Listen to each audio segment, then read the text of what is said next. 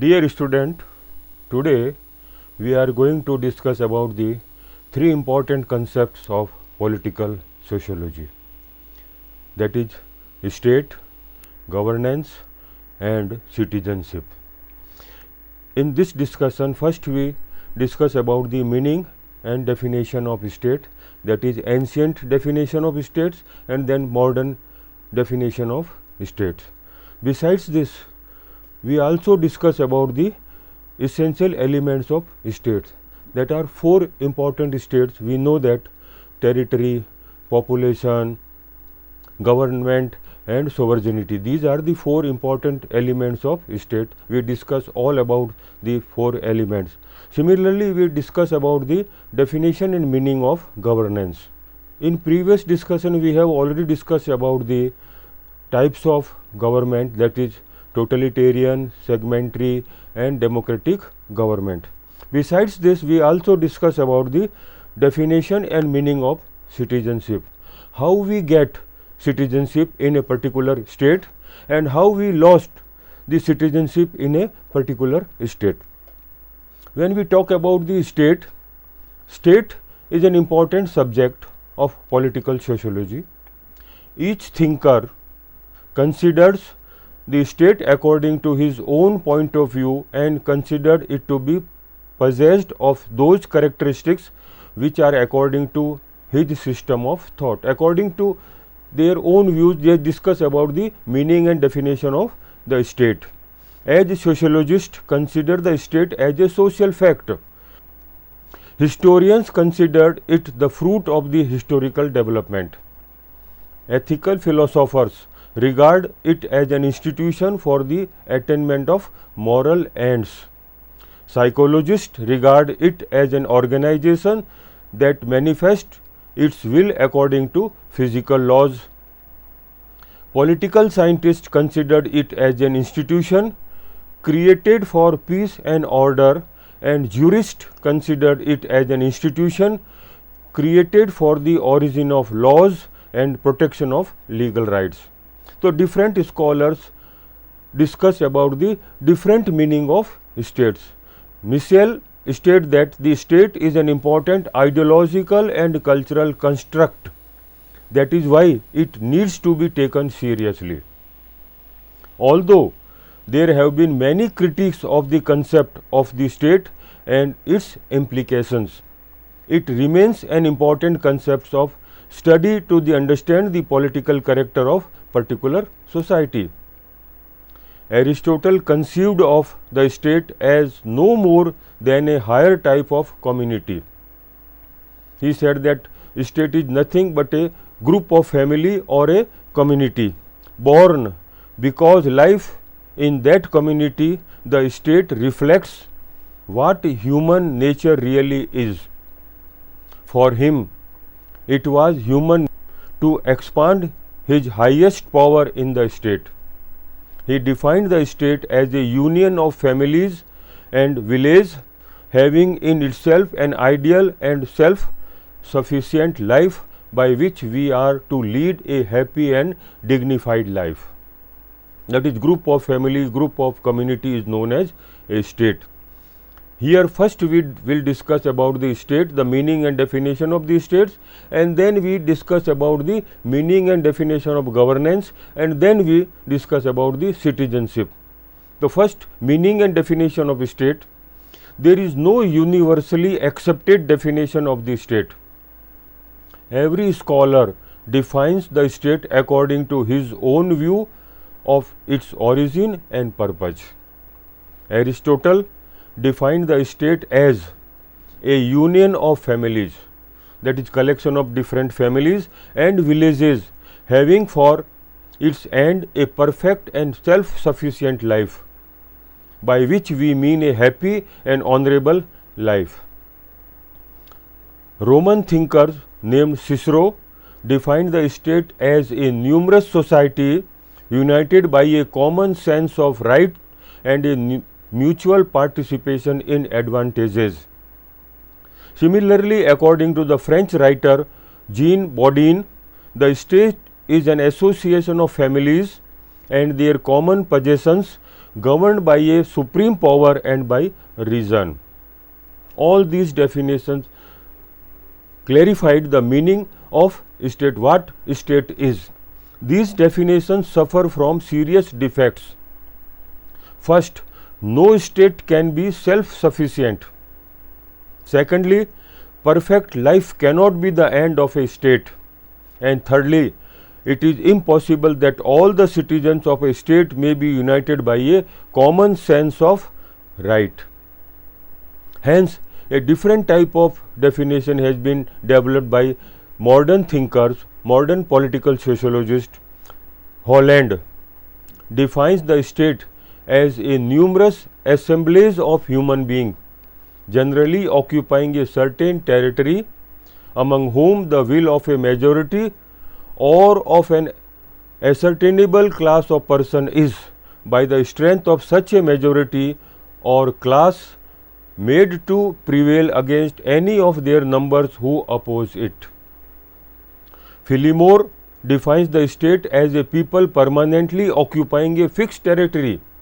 That is, territory is important for a state, bound together by a common laws, habits and customs into one body politic, exercising through the medium of an organized government, independent sovereignty and control over all persons and things within its boundaries, capable of making war and peace and of entering into international relations with the communities of the globe. This is known as the modern definition, in which four important elements they have discussed. First is population is essential. Second, definite territory is important. Thirdly, government is important element of the state, and fourth is sovereignty.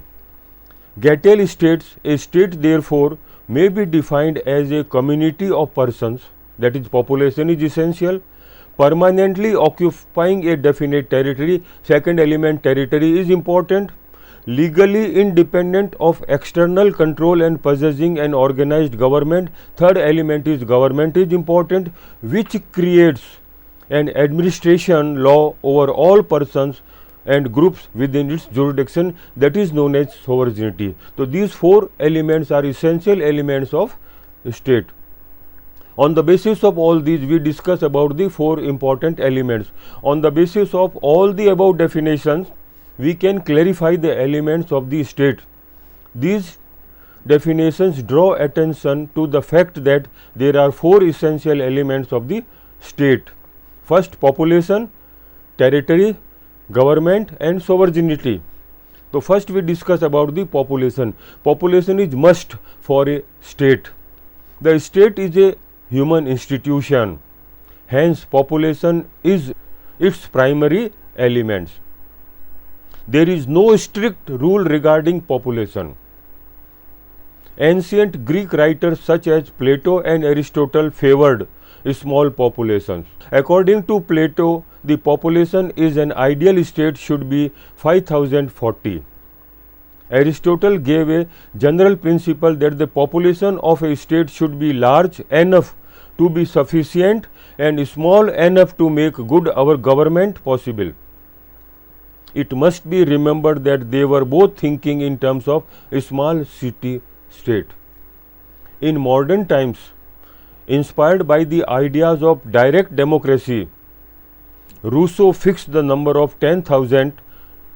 States in modern times vary greatly from a view 1,000 in Monaco or San Marino to hundreds of millions in China or India. That is, no definite population is prescribed for a state. The modern trends is in favor of large state. All that can be said that the large population is an advantage in terms of military security. That is most important part of a state. However, a large population can be a liability if the state's resources are not sufficient for its maintenance. One of the main problems of the developing countries is overpopulation. Thus, there should be a happy balance between the size of population and material wealth of a state, that is, resources available in a particular territory is important, correlate with the population. The second important element of state is territory, that is definite boundary is essential for a state. A definite and more or less permanent territory is also considered as an essential element of the state. In modern times, citizens are bound together by residence in a common area. This is known as the we feeling according to the community. In community there are three important elements: population, territory and we feeling. The land, water and air zones comprise the territory of a state. As in the population, so is the area, no limit can be set. Small states and big states coexist side by side. We have small states like San Marino that are less than 25 square miles in area. On the other hand, the Russian Republic, India, China and USA, and there are huge states like Australia with millions of square miles. That is, no definite territory is essential for a state. It may be small in size or large in size. According to international law, all states are equal in status and authority, no matter how unequal they may be in population and territory. It is claimed that smaller states are good for efficient administration and for creating a feeling of unity and love for the state among the people. However, the truth is that a smaller state is at a disadvantage in its relations with larger states. Small states are under the influence of some big and powerful states. In favor of large states, it is said that they are strong in defense and they are economically self-sufficient due to the availability of resources. If the territory is large in size, many resources are available and this is the best for a state. It may be pointed out that the power and security of a state is not determined by the size of its territory alone. Some other factors in this regard are geographically location, resources and climate. These are the essential elements of a state. On the basis of all these, they can manage the relationship between the territory as well as population. The third important element of a state is government. The people occupying a certain territory cannot form a state unless they are politically organized. That is, unless they have a government. That is, without government, no state can be developed. Government is the political organization of the state. It is a concrete and visible instrument of state power. Power is in the hand of government. They manage the rules and regulations of a particular state. According to Garner, government is the agency through which general policies are laid down and by which general affairs are regulated. The state seeks and acts according to the government. Governments must be effective. It should have the ability to maintain order and enforce obedience. Without government, there would be anarchy and disorder and eventually the state would disintegrate. Hence, this is one of the important elements of state, that is, government is must. There are three parts of government: the legislature, the executive and the judiciary. Legislature makes laws, the executive enforces the laws, while the judiciary decides the cases or disputes. Hence, we discuss about the three important parts of state, that is legislature, which decides the will of the state, that is, does the work of making laws. Certain laws are developed by the state or by the government. Second, to implement the laws is known as executive function. Executive implements and enforce law, that is, perform law procedures functions. And the third is judiciary, which applies law in specific cases and settle disputes, that is, perform adjudication functions. Different states have different types of government. such as monarchy, democracy and dictatorship. Most developed states are democracies. Many developing countries including India have democratic government, and this is the largest country in the world which has a democratic system. Whatever may be the form of government, one thing is clear, that without government there can be no state. It means three important elements we have already discussed. One is population, second is territory and third is government. And similarly the fourth important element is sovereignty. By far the most important characteristic of a state is its sovereignty. This is the feature that differentiates the state from all other federations. If it refers to the supreme power or final authority against which there is no appeal. This is one of the most important characteristics of a state, that is sovereignty. Sovereignty has two aspects, internal as well as external. When we talk about internally, the state has supreme power over all individuals and associations within its defined territory. This has a supreme power, that is known as internal sovereignty. It can bind its people to obey its laws and orders.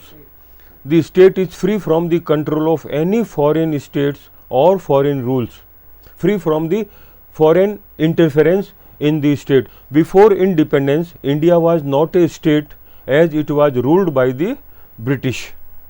Similarly, the Indian Union consists of a number of constituent units called states, but they are not actually states in the eyes of international law, as they are not sovereign. Similarly, the United Nations is not a state because it is not sovereign. However, it should be noted that absolute sovereignty is a legal concept. In actual practice, no state is able to exercise unlimited power over individuals and associations within its territorial area or in its international relations. A state respects and follows international laws, treaties and policies of international organizations such as the United Nations and its agencies. They have cordial relations with the other states of the globe, of the world. Many writers who have attacked the concept of absolute sovereignty on principled ground also believe that it is undesirable. For example, H.J. Lasky regards this as incompatible with the interest of humanity and world peace. If sovereignty is not there, then there is problem of world peace and humanity also. After the state, the second important part of this discussion is governance. Today we are talking about the e-governance. Before we discuss about the e-governance, what governance is? In simple words, governance means the process of making decisions and the process by which decisions are implemented or not implemented. The concise Oxford Dictionary defines it as the act or way of governing and the office or function of governing. Governing a particular state in the hand of government, this is known as governance. Governance has also become a term that is used to describe a particular set of changes. This signals exclusive but potentially profound significant changes in the way in which the government seeks to govern. That is discussed by the Peer and Peters. Governs refers to the process of exercising authority to rule over people or to regulate public affairs. In the simplest terms, governance is concerned with the effective management of a country's affairs at all levels, guaranteeing its territorial integrity and ensuring the safety and overall well-being of the people. This is important part, that is well-being of all the people. The word governance is derived from the Greek word kubemao, which means to govern. Therefore, governance is the process that conducts the affairs of the state. A closer examination of the literature on governance reveals that the term came into limelight in 1989 with the publication of the World Bank's report on Sub-Sahara Africa. The report said that the development initiatives taken by the World Bank were not able to produce desired development gains due to weak role of state and its ineffective institutions. Summarizing the problem, the World Bank report coined the term crisis of governance. Thus, the focus was on improving governance by improving managerial and administrative competency and overview.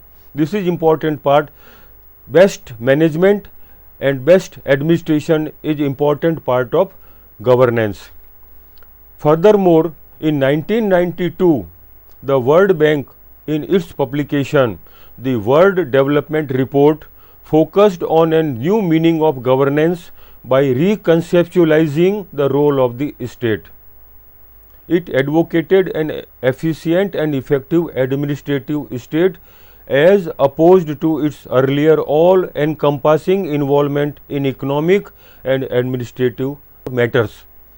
From the above discussions, it can be concluded that various problems related to administrative can be solved by state institutions and other actors as well. This is the managerial part of the governance. John Peer comments in his book Debating Governance that political institutions no longer have a monopoly on governance. This statement indicates that the process of governance is no longer state-centric and other actors have also emerged as important players. Stroker, while summarizing the different views on governance, has identified the following characteristics of governance. That means there are some important characteristics of a governance. It refers to a complex set of institutions and actors that come not only from within the government but also from the outside. Second important characteristics is governance identifies the power dependency involved in relationship between institutions involved in collective actions.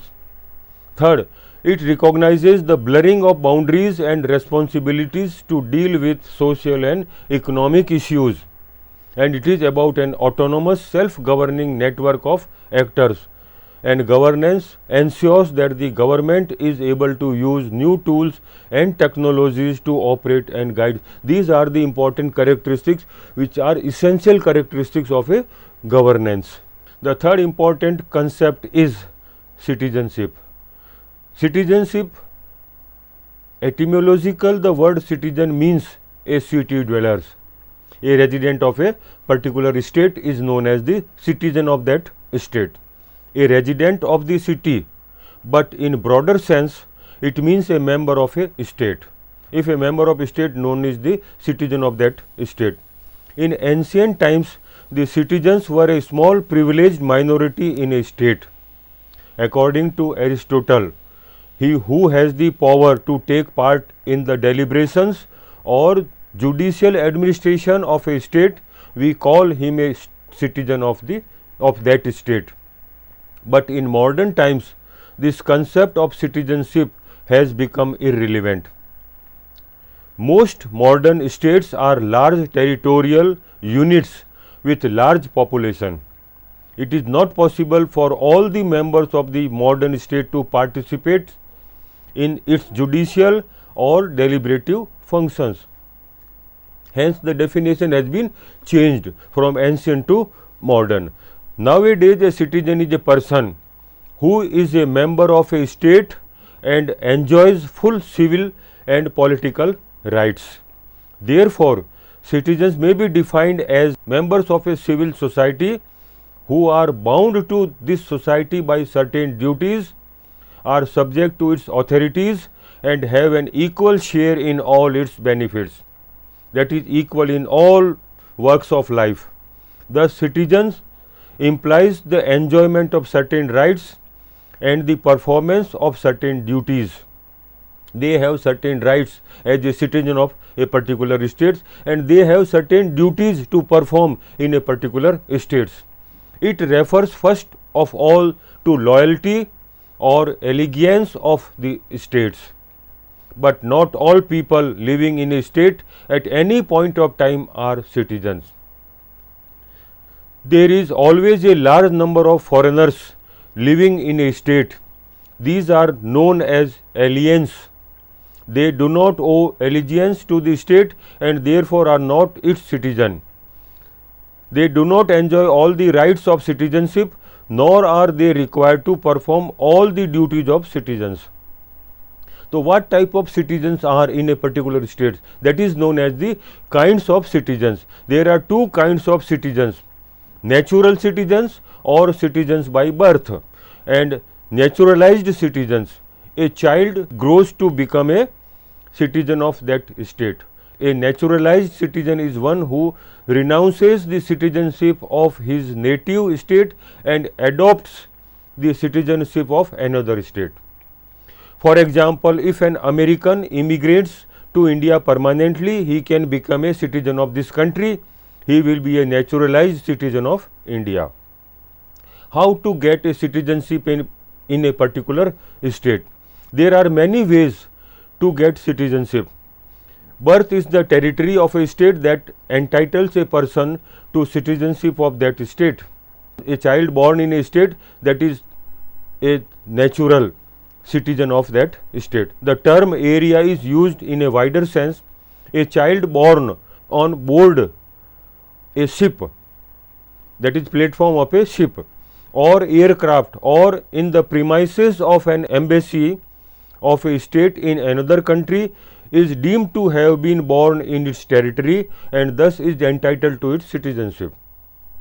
This rule implies that a child born to a foreigner in the territory of a state is entitled to be a citizen of that state by birth. Is known as the natural citizenship. Some states follow the rules of blood descent. This means that a child born to a citizen of a state, irrespective of the place of birth, is entitled to the citizenship of the state. That is, blood kin of a particular family is also known as the citizen of that a particular state. Sometimes the operation of these two different rules creates difficulties. A person can be entitled to citizen of two countries. In such cases, the decision is left to the person concerned. He can choose to become a citizen of any one of the countries involved. Some states have rules that grant citizenship to children of their citizens born on their territory or abroad, as well as children of foreign citizens born on their territory. Second type of citizenship is naturalization. There are several ways to obtain citizenship through naturalization. First is domicile. A foreigner domiciled in a state for a specified period acquires the citizenship of that state. Second, application. A foreigner living in a state can apply for citizenship there and the government can grant him citizenship with or without conditions. Every country has its own rules for granting citizenship to foreigners. Common situations are: the applicant must be a resident of the state for a minimum prescribed period. This is different from city to city, country to country, state to state. They should take an oath of allegiance to the state. He should have a working knowledge of the language of the state.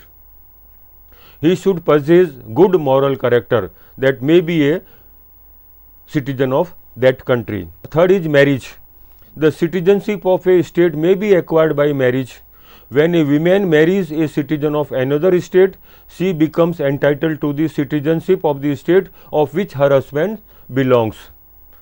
Fourth is government appointment.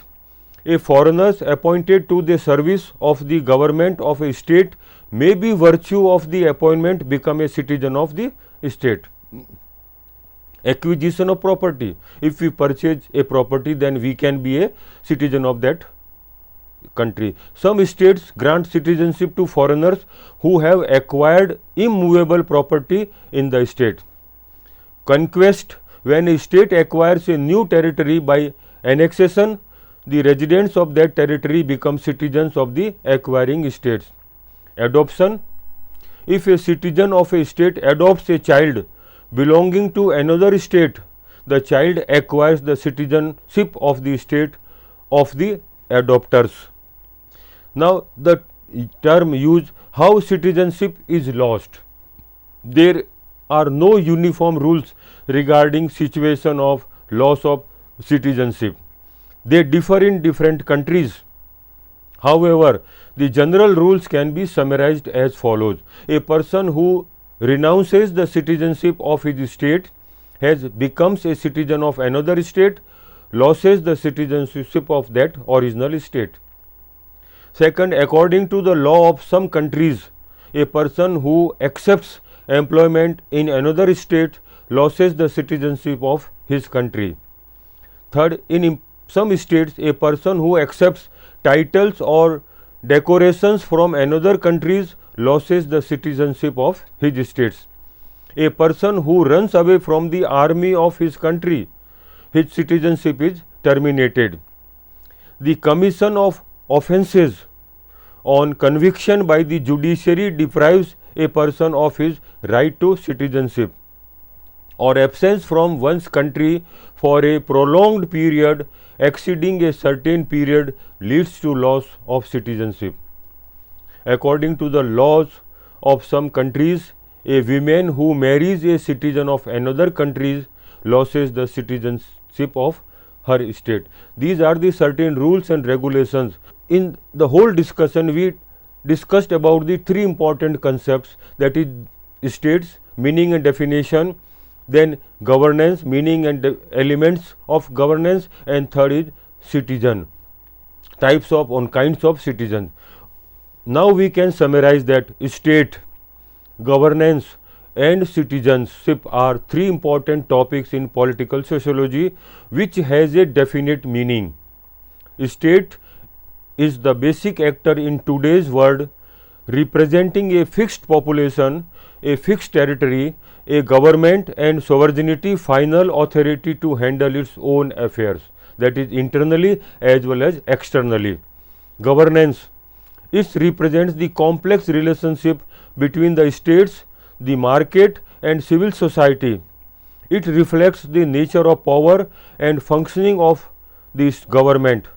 Recently, it has transformed into a value-laden concept called good governance and includes rules of law, people's participation, transparency and accountability, etc. A citizen is a participating member of a political community. Citizenship is obtained by meeting the legal requirement of a national, state or local government. A nation provides certain rights and privileges to its citizens.